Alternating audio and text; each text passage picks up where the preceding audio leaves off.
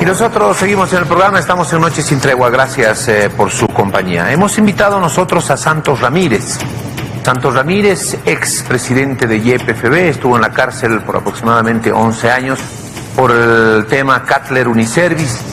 Santos Ramírez era presidente del Senado, fue uno de los fundadores del movimiento al socialismo, hombre muy cercano al movimiento al socialismo, hasta que llegó precisamente el momento el escándalo de Cutler Uniservice.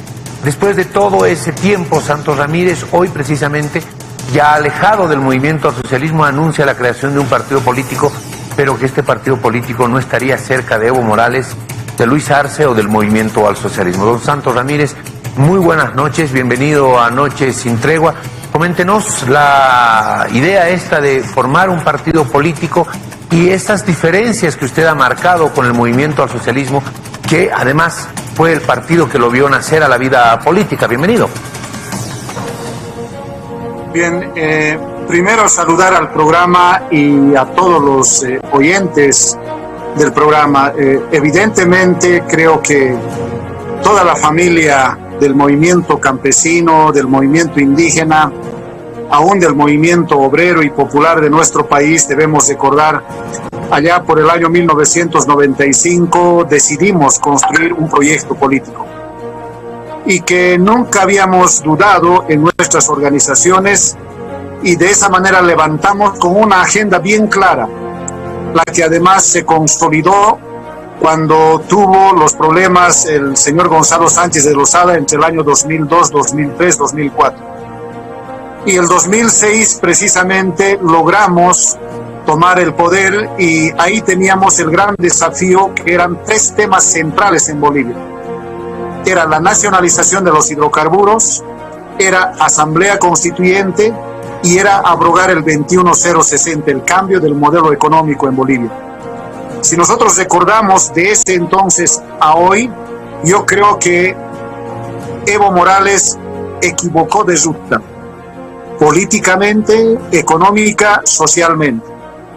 Yo creo que alguien se encargó de convertir al líder cocalero, al líder campesino, que realmente muchos que lo hemos conocido, ha ido cambiando y transformándose.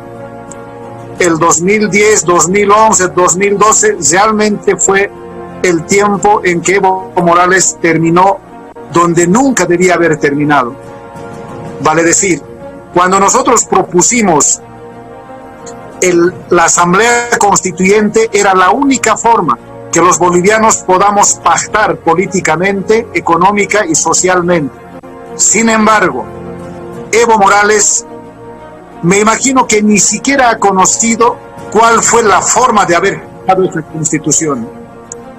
Y hoy podemos decir con propiedad, y decírselo de frente, así esté fuera del país, pero decimos de frente a él y a Luis Arce: ¿por qué abandonaron, por qué traicionaron la agenda del proceso constituyente?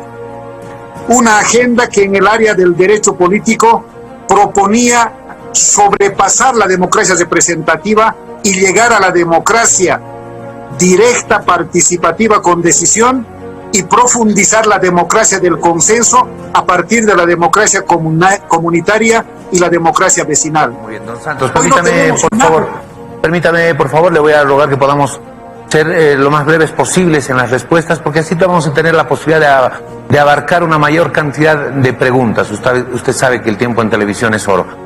Usted fue muy cercano a Evo Morales.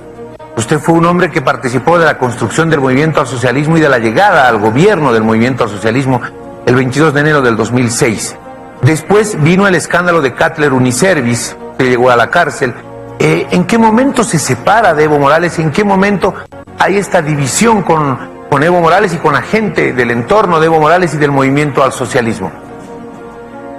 Bueno, yo creo que el momento más determinante para que se tome decisiones de carácter político es en aquel momento en que se estaba construyendo la planta de Río Grande, y se me acusó a mí el de haber desfalcado como 16 millones de dólares y que habría firmado con una empresa fantasma sin garantías, todo lo cual nunca se probó, porque es una empresa americana, la Gouldsby Process Systems, es una empresa que además dejó garantías, ¿no?, para el Estado y para YPFB. Por lo tanto, cuando llega la auditoría internacional a mi favor, donde se demuestra que la planta se estaba fabricando en un 63%, ahí toma la decisión política Evo Morales, Álvaro y seguramente el gabinete. Y determinan que no podían mostrar esa auditoría y no lo mostraron hasta hoy. Y yo con gusto voy a en algún momento entregar a la población boliviana esa auditoría donde se demuestra que todo lo que dijeron fue una vil mentira. Y fue todo lo contrario. Utilizaron como una bandera a Santos Ramírez y Evo Morales, Álvaro y Luis Arce Catacora, luego terminaron legalizando la corrupción en el Estado boliviano. Ahora, esa misma planta del que estamos hablando, de Cutler Uniservice, Goolsbee Process System, la planta yo firmé por 86. Evo Morales terminó construyendo en más de 220 millones de dólares la misma planta. Ahora, eso usted me dice que eso tomaron... es realmente legalizar la corrupción. Don Santos Ramírez, usted me dice que ellos tomaron, o Evo Morales tomó, una decisión política de apartarlo de convertirse en querellantes, de apoyar la denuncia de presunta corrupción en contra suya y todo aquello en ese momento. ¿Por qué había que dar una señal política? ¿Por qué cree usted que fue utilizado como bandera política en ese momento? ¿Le estorbaba a alguien? ¿Había problemas, pugnas internas en el MAS? ¿Por qué tendría que ser usted una bandera política? Bueno, mire, al interior del MAS ya se sabía que estaban las elecciones 2009. Todo lo que estamos hablando pasa el 2009, en el mes enero-febrero. Y las elecciones generales era precisamente el año 2009. Y todo el 2008 yo caminaba, y yo era el hombre que caminaba como el obrero político por todo el país, informando, levantando estructuras, etcétera, etcétera. Pues la gente decía que estas elecciones del 2009 que vienen, tú tienes que acompañar a Evo Morales. Y mucha gente decía, tú eres el Evo 2. Pero yo nunca había pensado en eso, que podía llegar a tal extremo de liquidar. Ustedes deben recordar, no era es que en ese momento, sino ya habían problemas serios al interior del MAS y nosotros teníamos que contener todo ese movimiento. Nos pasó lo que el año 2007-2008, el problema de Santa Cruz de la Media Luna, el problema de la Asamblea Constituyente. Evo Morales nunca estuvo ni en Santa Cruz ni en la Asamblea Constituyente. Fuimos nosotros los operadores junto a los dirigentes sociales. Entonces, la decisión política va precisamente para cooptar, para liquidar un líder que estaba ascendiendo. Pero nunca ha sido mi interés, yo jamás lo he desconocido en absoluto.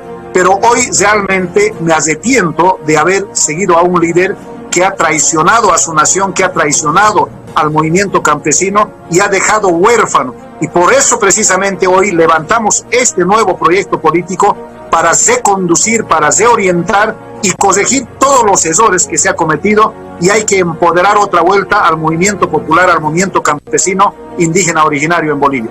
A ver, esto ocurrió en el 2009, el escándalo Cutler Uniservice, el caso de corrupción por el que usted llega a la cárcel. ¿Por qué en ese momento usted no dijo nada? ¿Por qué no reveló que habían estas pugnas internas de que querían tenerlo afuera o tenerlo al margen? Por lo que estoy escuchando, por lo que usted me menciona respecto a la compra de la planta de Río Grande y todo aquello, no había una presunta corrupción y todo aquello, pero en ese momento usted no dijo nada. Usted no habló de los problemas internos en el MAS. ¿Por qué 11 años después sí? A ver, primera cosa, cuando a mí me aprenden, me hacen dormir en la fiscalía, en la puerta de la fiscalía departamental. En ese entonces, el doctor Jorge Gutiérrez. Cuando yo pido que me faciliten documentación, absolutamente nunca me la dieron la documentación. Pues esto fue armado porque intervinieron con 6 notarios, con 6 fiscales. Pues realmente fue un aparato. Y en YPFB no encontraron absolutamente nada, pero ya estaba armado. O sea, ya estaba armado, porque ya habían asesinado a un ingeniero.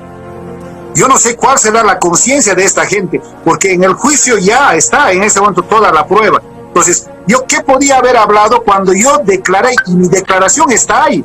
Yo la puedo reproducir, si usted me permite, hermano Tejerina. yo la traigo mi declaración y exactamente está esta explicación que estamos conversando hoy, es más, mayores detalles técnicos de que la planta estaba en proceso de construcción y no era lo que estaban señalando. Entonces, se dijo ahí, está mi declaración, debe ser entre el 10 o 13 de febrero, está la declaración personal en el Ministerio Público. Pero después me llevaron a la cárcel y me aislaron totalmente durante 3 o 4 meses. No me permitieron visita, instruyeron a toda la gente que nadie me visite. Realmente hicieron lo que les dio la gana. Entonces, en esas condiciones, ¿qué podías decir? Y alguna vez cuando salía, yo se lo denuncié y le dije cuando estaban firmando el contrato públicamente, también está en los medios y está en la prensa escrita. Les dije, Evo Morales está legalizando la construcción en la planta de Río Grande. Yo firmé con 86 millones y ellos terminaron con 220. Pero nadie quiso, inmediatamente seguridad vino y luego me... Una vez intenté de un teléfono público hablar por Panamericana. Inmediatamente intervinieron mi celda y me aislaron. En otras palabras, me castigaron. Muy bien, don Santos, permítame, por favor. A ver, usted me dice, esto fue armado. Quienes estuvimos haciendo el seguimiento del caso Cattler Service el 2009, y me cuento entre ellos, el seguimiento periodístico, obviamente murió una persona. Hay una persona que fue asesinada. Entran ahí algunas otras personas que también estuvieron detenidas por esa muerte, por lo que ocurrió en la avenida Tejada Sorzano con la muerte del empresario tarijeño. Cuando usted me dice esto fue armado, ¿quién lo armó? ¿Quién pudo haber armado esta situación que además derivó en la muerte de una persona, de este empresario tarijeño? Por favor, le voy a pedir a ver si usted me puede clarificar mejor de quién habría armado esto. Pero a ver, el grupo palaciego de Evo Morales no solamente armó esta tramoya contra Santos Ramírez, y seguramente se va a ir encontrando, no solamente es la tramoya que armaron, esto lo armaron en Palacio y en Vicepresidencia, y contrataron 3 bolivianos y creo 3 o 4 peruanos. Yo tuve la oportunidad de encontrarme con uno de ellos y conversar. ¿Dónde se reunieron? ¿De dónde vinieron? Los trajeron de Cochabamba. Y realmente es absurdo total, porque después se inventaron como que ese dinero estaba yendo para Santos Ramírez, pero si estaba yendo para Santos Ramírez había que dejar llevar. Y luego encontraron ese dinero. Encontraron llevando a los yungas en una movilidad, encontraron otra parte acá en La Paz y otra parte encontraron en Cochabamba. Eso por el cual a mí me sentencian a 12 años, aunque mi sentencia era 8, pero obligaron al tribunal a darme 12 años. Ese dinero que dicen que yo he recibido, ese dinero encontraron y llevaron a la FELCC. Y en la FELCC ese dinero desapareció. Y demandaron después a un teniente España que también llegó a San Pedro. Yo alguna vez conversé con él, pero lamentablemente así se maneja la justicia. Cuando el poder político se impone a la justicia, se politiza la justicia, hacían lo que les daba la gana. Cada fiscal tenía miedo, cada juez y tribunal tenía miedo. Por lo tanto, creo que este es el tiempo de aclarar. Yo precisamente no pensé que hoy no íbamos a tratar, yo le presentaba, o si me permite, yo en este momento le presento la auditoría, usted me da para compartir, yo le comparto la auditoría internacional de técnicos bolivianos y de técnicos venezolanos, la auditoría donde demuestra que no fue lo que acusaron ellos.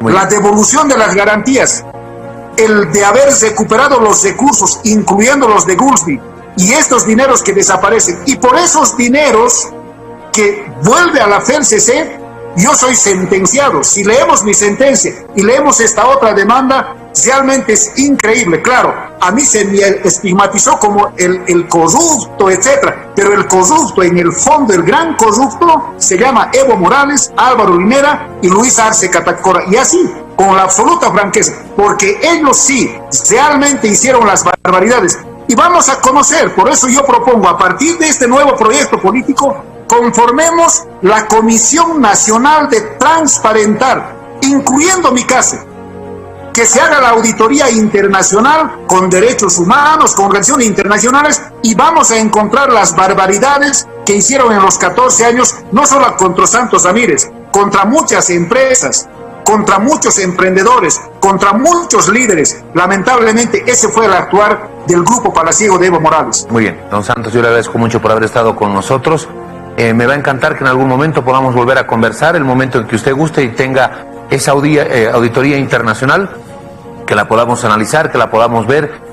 Por supuesto, fue uno de los momentos más amargos el 2009, el tema este de Kattler Uniservice. Más amargos me refiero a que murió una persona, se hablaba de mucho dinero, se hablaba de gente que entró a la cárcel, evidentemente unos que llegaron de Cochabamba, otros que estaban acá, que también trabajaban en YPFB. Usted dice, esto fue armado por la presidencia y la vicepresidencia en ese momento. Me va a encantar que en algún momento podamos sentarnos a conversar sobre lo que pasó con Kattler Uniservice. Yo de verdad le agradezco mucho por haber estado acá en nuestro programa, en Noches Sin Tregua, y estaremos atentos. ¿Le parece? Sí, muchísimas gracias, hermano Tejerina, y un saludo a todo el país, dispuestos a aclarar y transparentar, pero decir la verdad ante todo, y eso nos permitirá seguir trabajando por nuestro país. Muy bien, muchísimas gracias.